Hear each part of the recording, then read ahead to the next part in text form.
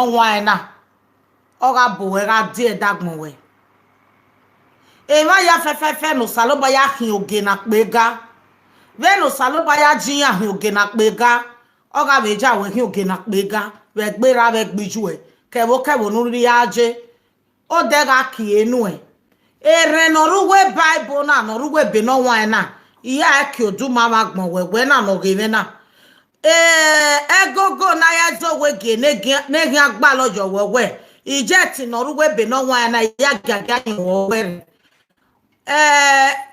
Salobua keke government no nya wonuje ti aga enwe ya rebe na we na no gwalebe o salobua no your money ko ya fefefe iya ga enwe ya your mona we na no gwalomo koma no ri o no salobua we mi ne gede gbe ni e ova o ne ohun ya are tori epo me baba god ga we ni e then no ya we ni ma ya we Bible na ni ya na do ri epo me Nana me we ni ana dogma ye be no wan o ga be we enu be ni Jesu a sort of water ministry anywhere ga be take by or ma not give a testimony not check the whole world iwe ya fefe ya ga won adoba testimony we evena no viena o saloba ga ri akachi fi no fire hin o wa ona uga mi ogogo aga mi ewo me mi na ya gugba owe uga won me una ja me ya kuwe kemi no sama ya go wo gba o ne ya go wo gba o e ya ga ban yan wa ore o pe ga bere wo ri to wan we o ku abere wo ri to wan we un we ri gbe gbe son o pia e gbe son o ko we ti Jesu Christ no me wa fa agborize pope Jesus Christ arize logo arize gwalowu ona hon mi o to u ga hon mi o te no popo we uga hon mi oto no popo eti ni Jesu ya hon mi oto no pope eri o we ri eti ni nu e wa sona uga hon mi no popo we ga ro wo bera uga hon mi oto e o ga ro we gbije uga hon mi oto e o ga re we bona uga hon mi oto e da de kenegi ale eji we dagbon uga hon mi oto no popo we ti Jesu Christ no me wa fa eti ni Jesu Christ ri eju we be no wan Ema ya no zo ekpopo ona do mu kengbe yan we eri owi aje nu e o pe agi no ko no zo we ekpopo u ga mu kengbe we egwe nu ya mu kengbe we bupo na ege be we egwe nu aya na aya gi ungu e ege be we ni Jesu eno popo we no mu yemi awo ya begu ma ba pon we u ga mu kengbe we ohon no iju enu ohon no era no ma na eru ne no popi ma ru dagbo ma mege ne be no wa ya tawe na neru no gi oma Area we ya fefe iya ga mi ogo ya lapo no de iya ga won ame erun ni do na to ga se we ni Jesu Christ no do mi mafa ise eya o to look eya o gbe anybody don't look down on anybody e life na ni marena ami orun opa neseti we mi no ma emi gugan ami o saloba ma jima ya okpa odugugan o saloba ya jima ya asegbe bagbona beta ma segbe odosa ere be no wan tai eni gugan e da doge kunre ugba ugugan e da doge muri e gbugugan da doge muri e ka webe nuje ere no pa ri aje ami orun okpa nesetin wijo bono ma Oma no ma ekon o meti samenu won Oma no me ekon o be meti be samenu won eja o to lugbo ropa eja o gbo maye nu dawe agbona orun pa no jegbe e ga de ero eva bun no saji na biere dokpa we na biwa na be bi no pa but ya get that mo o e gedegbe e ma be baka ugwegwe e setting neru nu eta o salobo ahin ari aka sejo manu e ri no omego o wi ogwe eri o ka e be no wan ogwe ma ni mama ja o e ma ni mama expect e ma ne me gba unu e ma na ma valo e yan avia ka sejo unu do mana enu e ka wo wi gbinetion o salobo ari aka sena because ogari ene eso wi ogobo eta gwa ma no je university na gwe no do mu no pinwina o salobo ari aka sena because ogari ene eso wi ogobo ma bego mani no ka su sene no jogwe ya hia e ya rugwe be no wa e imota o salobo ari aka sena no meke na gbagmo yabo eya o ya tileme e kawe igwa ti ebe no wa oni mami wi ga neru no ma negese eri o salobo ta e kawe igwa gbegwa ti oni mami wi ga neru no ma wese e baba ma haveri o e baba wo ma no ga meti zi egbelele yen o ma no ga meti zi egboja o ma no ga meti zi egbisot e ya ari hasena because aka seni ga wina ne e ma ne ki ya ma hu a ya ri sun ga solo no money make na meti bi o e o ma ne me heart na ya bi e insult e se ti wina leli Jesu e ka we because u Jesus ku seme o saloba must to bless you we seme wa ta berio onu mati ebe no wan e ka wu ta seme o saloba must to bless you we seme uga oberio onu mai ni baba ka ebe no wan e ya o ya gbe o ma ropa ami oru opa ne seti wi jobo no ma omo bi o teme no din no do tu ore iga jegun no din no o iga jegun no go meku ezip oni jobo a igari supermarket ogun me shayo oni jobo a igagwe ya mo megun me nwo owe gun me mo mere oni jobo a orun oparo ne seti mu no ma si o ma but do yo ma ve owi ezeye ben me ya gyo yo hani ejo o ma no megwe wa ku game onwe yan na but o we me odi ojun no ma anye ojuhun no ma uke ojuhun no ma ami oru opa ne setting bless o ma eja o gbo won ro pa e o salobo aselete mo le lugwe agnona eve soro orize tiebe ona no ave meta problem avie me verio onya na gwe sie anagwo gwe be nojo o vela erere do mana ina nuwe o mami wi ma o we meti azebo uke don ewe o salobo amo no uga wi jore zebo wo salobo seti bless e o tori o ma ne zebo no salobo bless e ma na gbon calculate e veri o ma ko bo sare veri o salobo wu ga kakabo nwina venu mana lovie o we ba e devewe eri ebe no nwa kai o salobo ri hu na ni man o na ri enwa yu we e ya o gbo wa e ope ni ki awon ebe dream ope na ya ha ma me amata ma me ga jo we be no kwa o amaga ma me ga wina be church be hospital amaga ma me ga wina be office evinata ma me aweta adu abu mere ga neru ni ya ga do ari ekmo mere o ma be ga na ya ta ma me gwejore o ga fi moto egidi gan amata ma me be aha ma me wi ga fi oge na pega o ga sege no sakai eya o ti lo ma ropa o wi akpo o meti do awon no neru nu agbon mawe ami e ma so ga mi wi akpo we la silesi kodo e we dama because when o salobo ya ma ni oge o ma na gbon lo de ni o salobo ahin adi with you o ma nu gwe wo eni o salobo aha ma wo ma na bu o ma ni ne o se ti sekenurie no ede no gbe wa ko ero o ma no ma je school oni mami gwe merere Vi maya di agbona. O saloba mamu ebeji mabo. O mamu ebaroji marok mabo. Agbon ya waje school. Wama ewe. Oh, me ven agbon agaji. Agbon ya pa waje school. Agbon ya vi ame the same height. Adagbon ya vi ame kokpa. O se no saloba na way different way. Marok pa eme kokpa. A marok pa eme the same height. Marok pa eme ro wakpa.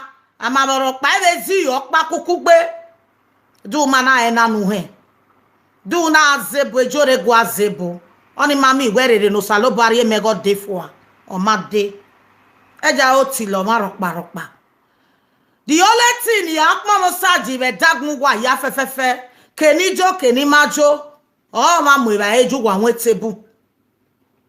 Oh ma ori wa bo ari supermarket. Oni mi okpa ni ri ekpon me ji be dagmu wa. Wa ga gerere no saloba mu nu wa defwa. E baro no ro wo boga defwa e gerere saloba defwa. Ewu nu ya je school ga una mise e gerere saloba defwa. Uga mi ma ya nu wa gba je school e mi rere no saloba ri enu erere no saloba ri enu ma a me kon pa na lu keke nu riri jo o wa na lu bet ugme soro ga panyo ware uri e baro lelegbe bet uga panyo ware erere we no mosto lelewe erere na e ga mu yo to be na ri baro yo to e ga mu yo to be na ri ebe yo to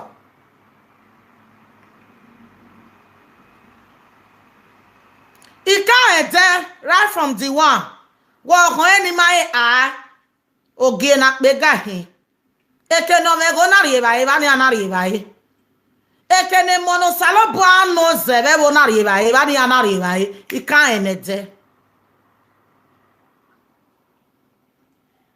e school ni majo e seti mu merere gboto ko sereri mena ime wa value me ma value school no dagwa mi okpa na rere seti uno ma uga lodosa una mweti wenya osa o saloba mosto wenu eja o ti lo marokpa eya o ti lo marokpa run dagwe asegbe bo bagbona uga seme ukebe hian sodao uga be mi no be sewe ugwe ga ugwe be gun aseme wekebe sodao uga be mi no be gun asewe we ga ugwe be mi seme wekebe sodao uga be mi no be sewe uga wera mego wekebe sodao uga be mi no be sera uga wijwe mego wekebe sodao uga be mi no be sejwe ero saloba ya jagbona ami odi ami anyo ami uke because etino go saloba do saloba ma support o exist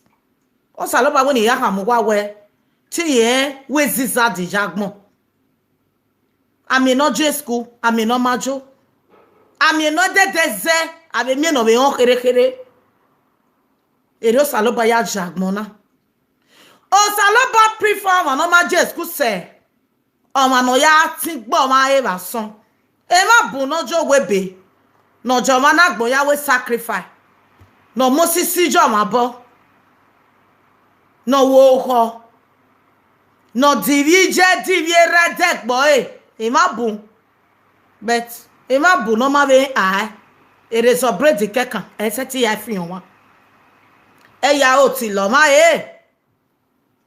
o ma nu ma valo na e ka we because e zebe nu ze wa ga neru nu e ge se we no ma na me mi o pa no ri we e ma ni ma je school ya me ge ni ya vie ma salobo ko se won ri ya e lu enwe be enwi Jesu Kristi no ge yan lo e ma ni je school many of them enwe be yan mo bolo ma be ge ma ni mai a enwo salobo yan lo number 1 iye ti gbon yo to number 2 iye ti ti ebe no wan number 3 iye ti zebo yata but a language ni ariri zem hausa o salobo understand I mean language okpa ni Jesu Kristi hon eja o ti lo ma umai no sunu daje we ba ko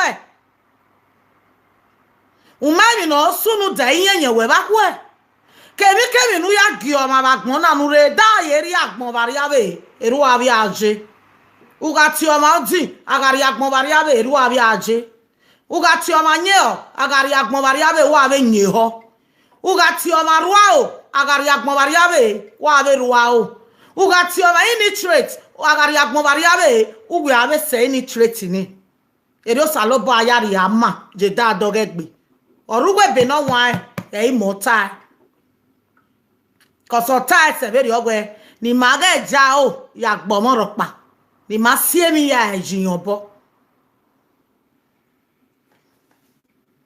But many people no answer. They think where Omama na isano.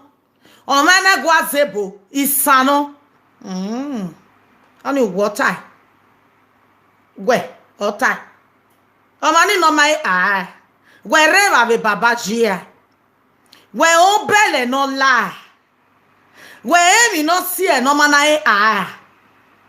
Emi no mani mi ebegbe da yeri agbon wari abe wa mi ebegbe igi ogwa wa mi ebegbe eje we ami ebegbe e bible die na because aloba ta se very ogo ga the bible ji ya nerun una ya hi no ma o mani must to mi ebegbe kemi no wari ya gie ma bagbon na u wa receive u ga ti o ma gan wa mi ebegbe we wa mi ebigi ogwa we u ga ti o ma uke wa mi ebigi ogwa we.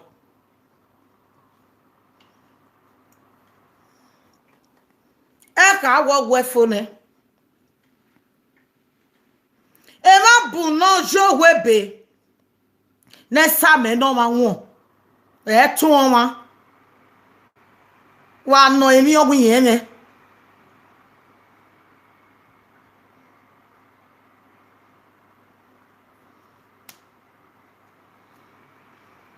e gift na no salobo ari mena ata mame o e de beta mame very good owe egin ga so e bo ga so but in a certain way mi ropa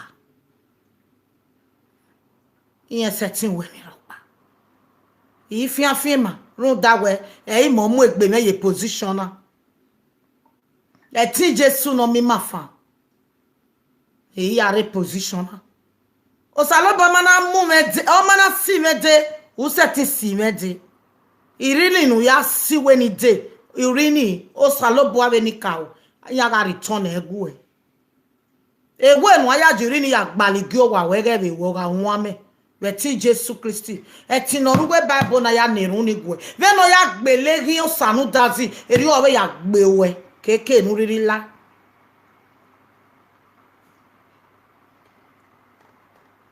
aga mo ti nya Jesu emi ro pa ewo ma e do na be ya pe tan we na popo ma wu no popo ma gigu e ma ya fefe ni mo go me no ma emi no ma wa ga mi e ve no saloba ya je e mo ya oge na pega ona ri ogogo ni ya ona gbinigbi na no re dagbin eri o we ya wenu wa e ti o salobo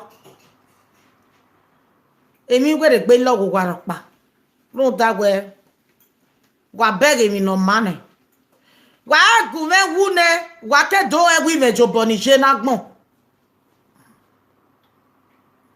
gwa gume wune gwa ke do atawe o ijore gwa ewe imejo boni agi meji ni do we e mo pa oko no ladian o tonedo bana imi egwe gene agi do ya vi ana ladian e ba nu ana egwe asegbe bo iwu gwa bari ana ri abe e kwini hi iri o eke imire aneru we no mage midobo o ga ladian bebo there is nobody not ye ge ke imire na mi tetation o ga like toge o wa mi tetation wa ya no beru we be no wa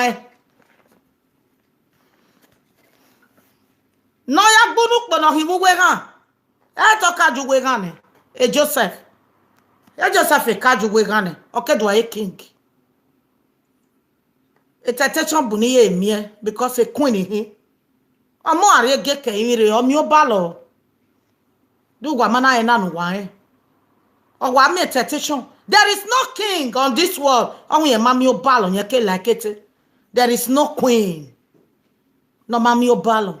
Omone oga. Neve mi no jebebo. Mi obalo. Amono sari tane we uriswe mano de by Jesus Christ dolewoji. Oga boege no ya la di o mi temptation. But egbo ohun, but okekere no gbo ohun, but egbo ohun because he just no ge anywhere. Iya beg when we omona re.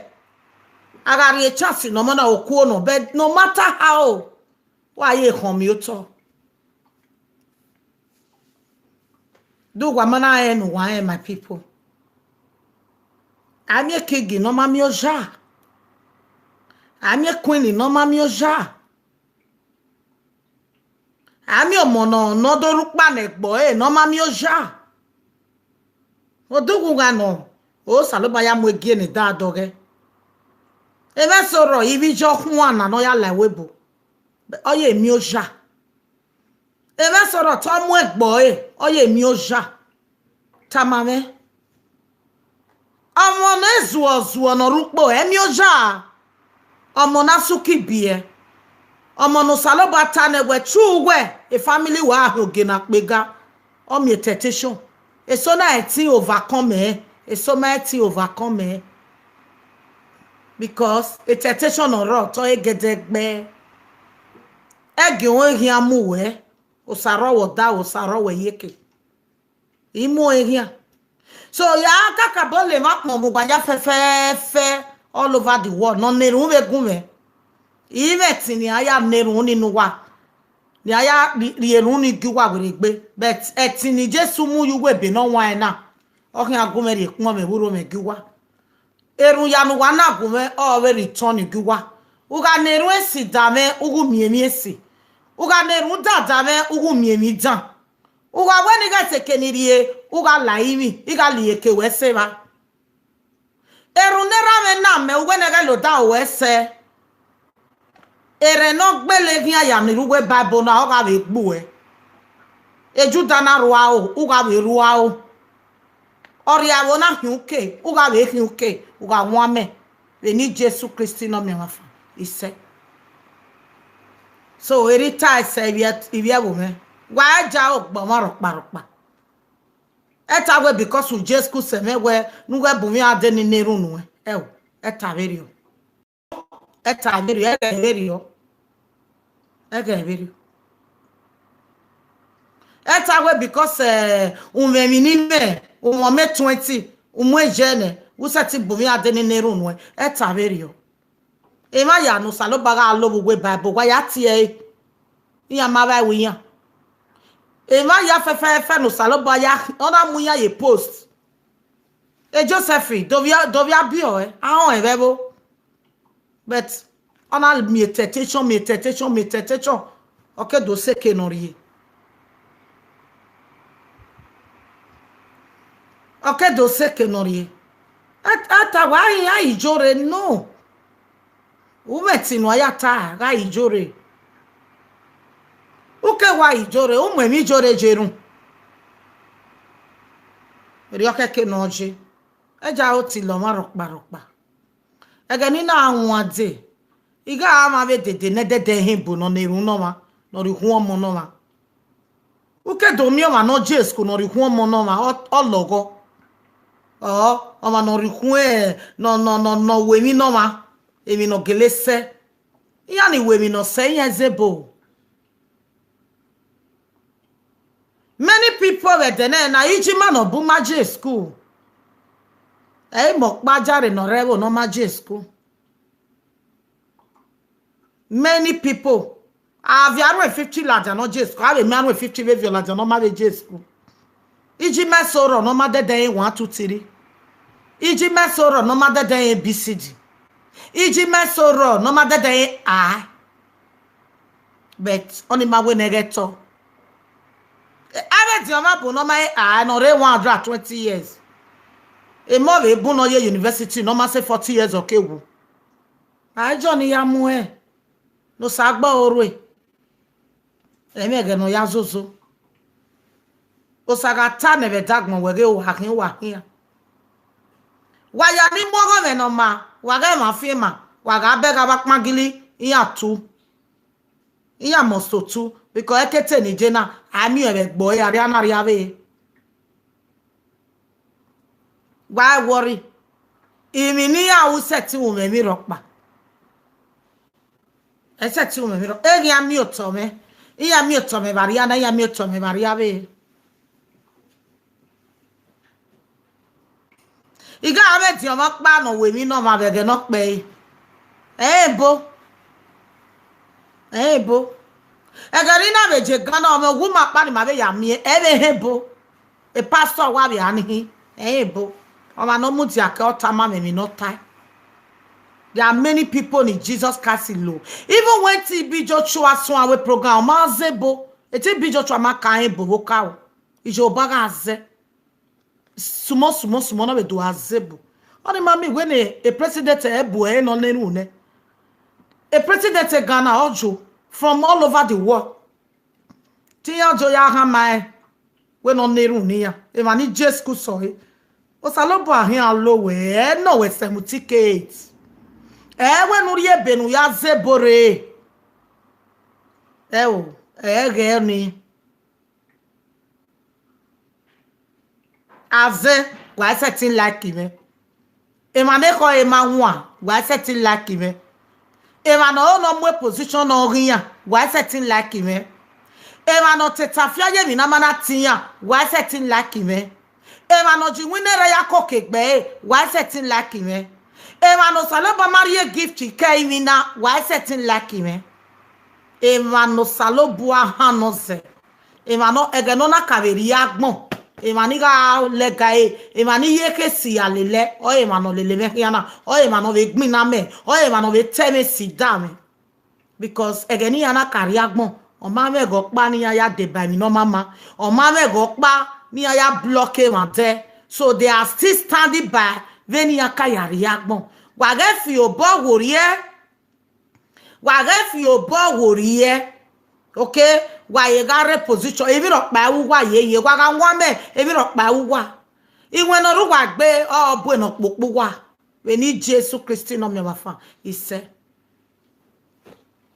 So God bless you all my people. Osati wa ya waga video na waga okay eri amiese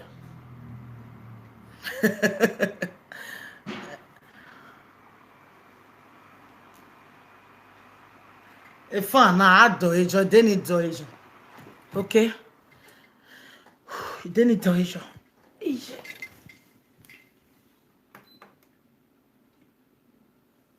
deni do ejo deni we no ya win o ma win na video o ma win na video. Oh, good evening, my darling. God bless you. Thank you, Mama. God bless you. Wakojo. So, you got one advice. Where one brother say make a advice. So this advice, in a way, I'm at the public. No water, maybe no here. This our brother. Na Italy, na ide. It's normal. Osalobo bless you. Umana mi ma no solelewe. Unwege blessing ni makodo sare. A blessing me bugbe na almost to affect him and making yamanwa. Ije iye wara o ijo de watira yen wa mu 1000 2000 1500 800 every day lawa. And he go ni amewu pa be month. Because taking yamanwa. Iye na mi amegwe ki yaranwa they can even make it more than me. But take away mana nwa una asoji gome iye ki ekeme wagaje eva eme ni ye kere wagaye ya twase foga eva ewe eme no kono nu ladia keni ya gbode o keni ma ya gbode o okan ya eva ewe be ni Jesu uga won be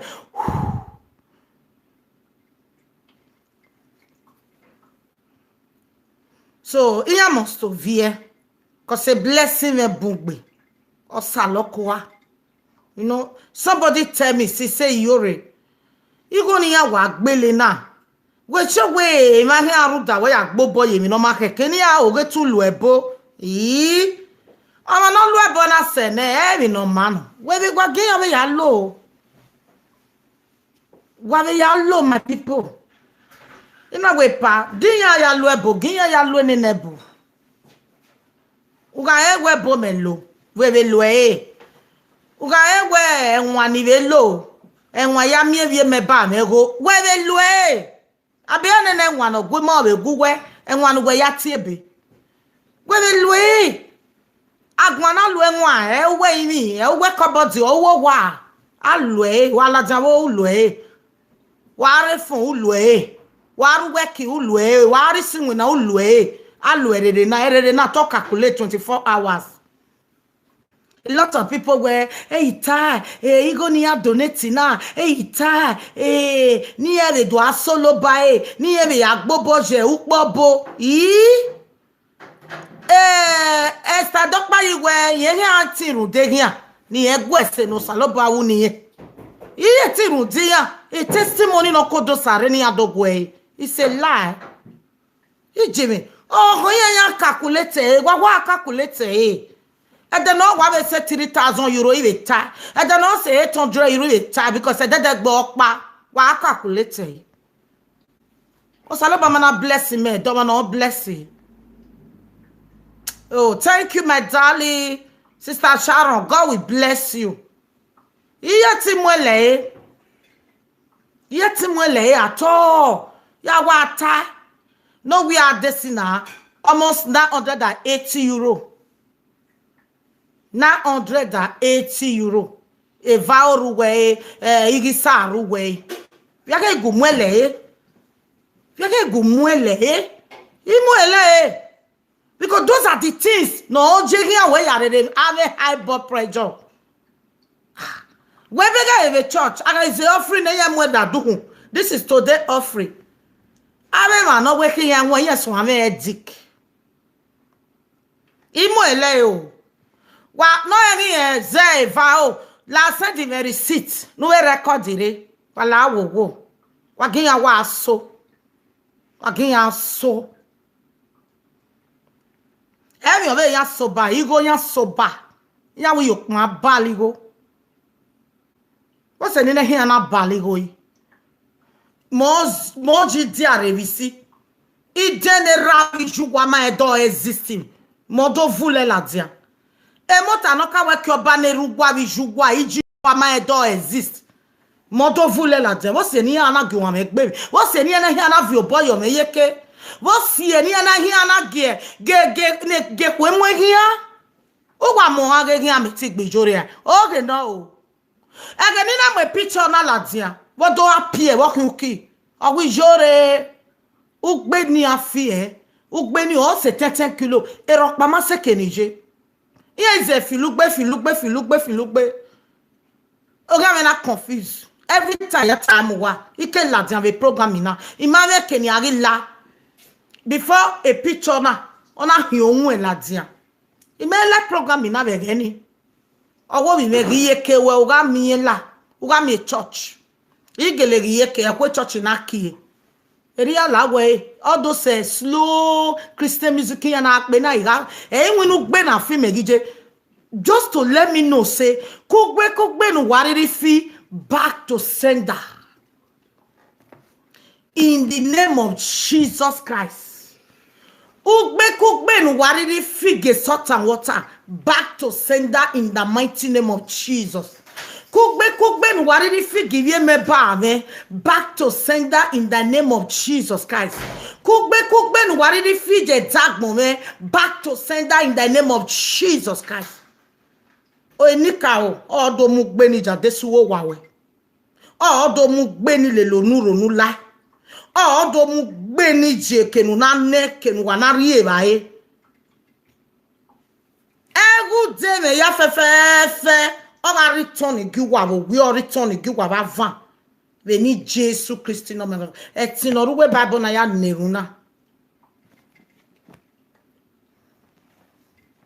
la wa send the receipt iya te anu waze yes anu waze gume. Okay, God will bless you. Jesus Christ. Emani bona lefe. Many people na le. Eso na ye mudia. Today uko emano ge Jesus Christ obunse manega. Emo keke bemi. Emano ne Jesus Christ iwe se na or bunse if I not bear yese. Mona not bother. Jesus Christ, he will rescue you from any bondage. Majority one of the old words, aka Ukinebu. That is my name. Okay? I fear warrior. Ijo inari. Ije mena he hana ni rome yeke. Iaga zese no ruwa egbe. Enika o maya lo zebebo. Enika o ni unyagma ni wemi no mabebo.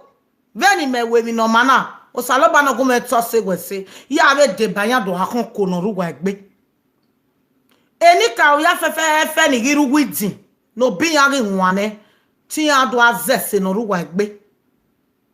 Wa egbe gbe mi popo wa. Wa egbe gbe mi okwo sedan. Kemi no wariri sobo mo ga dino denu wa. Eruni nanu wa bo wi anything. Wa when anointi oye woman na try no amogwe. La wo get commonize he. Oruwe be no wan. No ya wo bowe. Okay? Ya lu anointi oye woman na no ya wo bowe. Emi nu ri sobo mo o dino denu. So fa nu ga mezin egbe. Izin egbe prayer ya winner. Umana mezin egbe u confused. Udo agwa lo dobe no anla. Amezin egbe.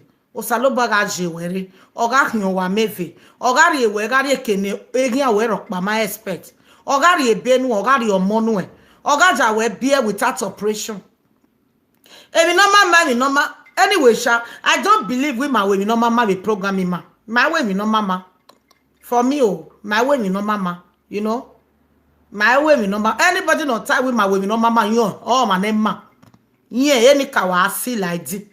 Ebe go about wa ka pope mani ko wi jore wa ya ru enwan me aweru ni me na me aneru ni wa me ton wa yi ohun wa wi je mo hin me aneru nu wa me ton wa era me bi je mo opolu wa bagbe be yin mi era me no mo ze no blessing me no wo wi me worry no gwa lowo go odo ba nya de be ni ra me tari o ga je wa fi moto wa gin yu wi moto ni Ewe no ya mi accident yege biwe etin Jesu e ya nerun nanu wa ya bara me no mo se be yin wa ya ba je me no mu me ye ko be 3 years wa ya ba ire yin e mi ona ti ewe no we mi no wi yen uwe keke nu wa diri aje e wo gogo no ri gyo wa wo ga kan ewu na ekwe etin Jesu Christi be no mi mafa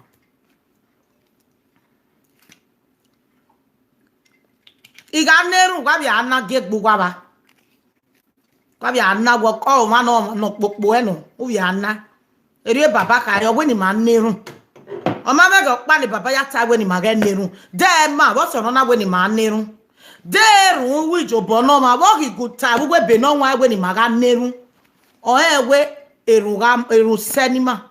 O si no na we ni ma neru.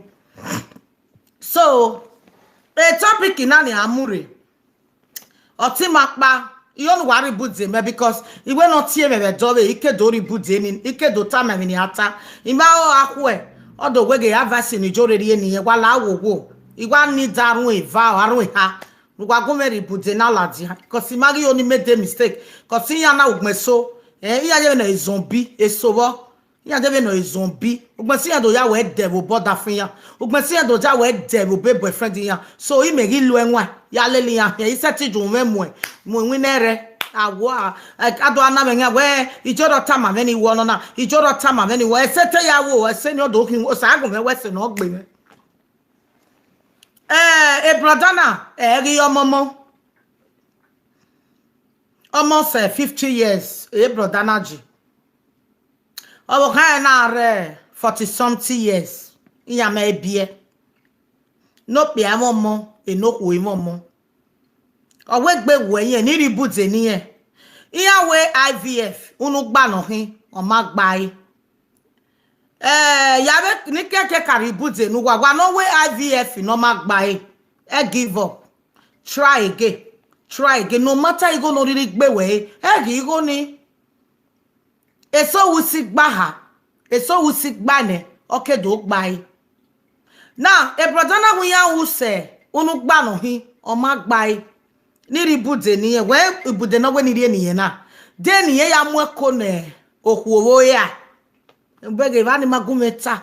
Ina ni muela dia no wala owo. Ina no we neru ohun yen wa neru. Obo kan we neru owo we neru that egbegu yen ne.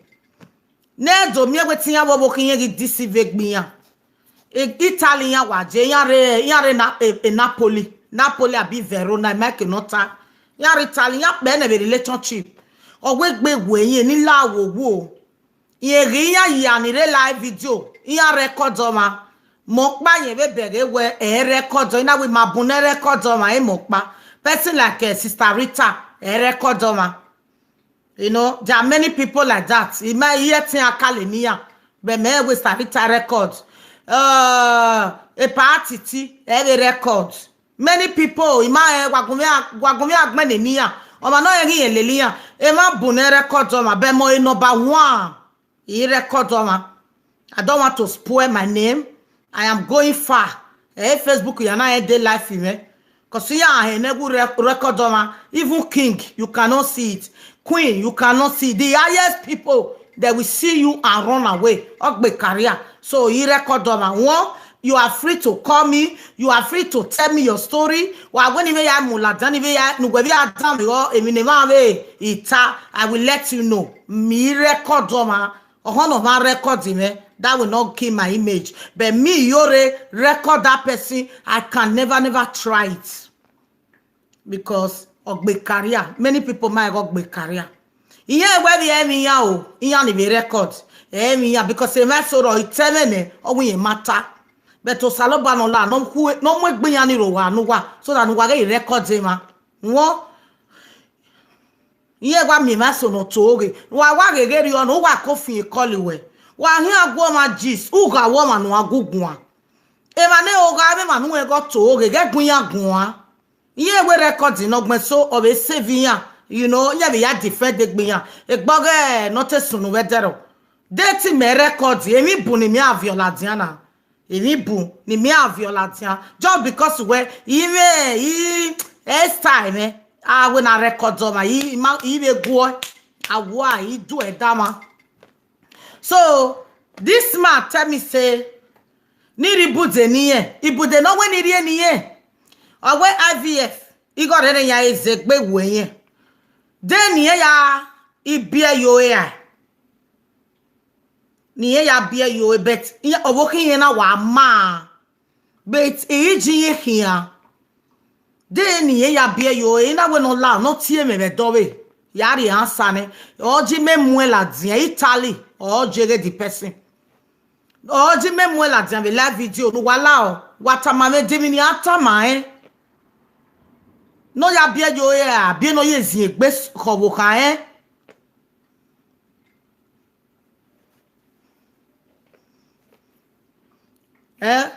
if the man needs any other woman the woman too needs other man abo sikewa owe opiani ga ogagwa loku ore the man too the man too the woman too we agwa lokpe are owo mo kiyen ma but just where e won money okpa wa no wa reboot ne say ma o wa talk like a Christian, you know we are a Christian wa ibute na wa ge ga ibute no kodo sare o ya encourage ma be no be ruwe o ma na watch me so that me even me ya time here o ga we gbe ti me because so tell now me ogbo we ke itama